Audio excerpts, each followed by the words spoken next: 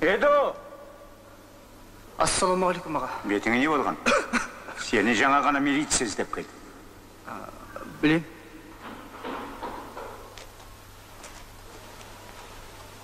Білемін. Сонда біле тұра келіп тұрмысың? Қайда бар дейсіз? Дұрыс қой. Осы не болып бара жатыр? Не болды? Біз алаңға шыққанда 17-сінде сіздерге сендік қой.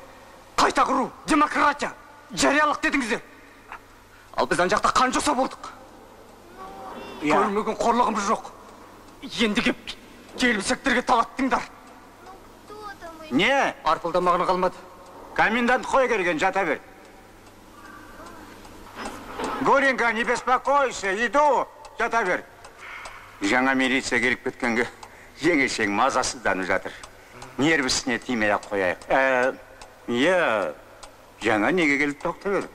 Сіздің абыройыңызға? Ты напрасно иронизируешь.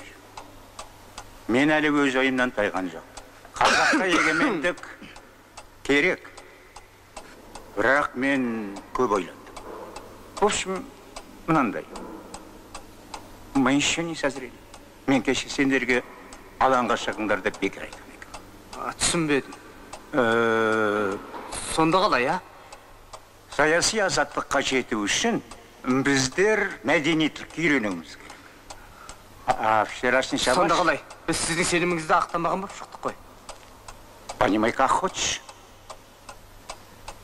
Бірақ Асатик, кешегі бұл митингіні мен үлкен той болады деп ойлап едім ғой.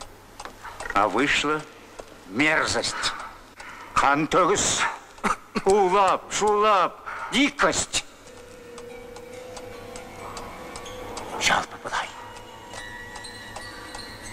Саған пана керек.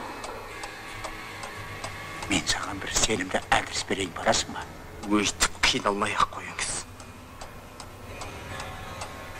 Жарайды онда. Үйге кірем десең кір. Өзің біл. Арқа сүйер қорғаның болмаған соң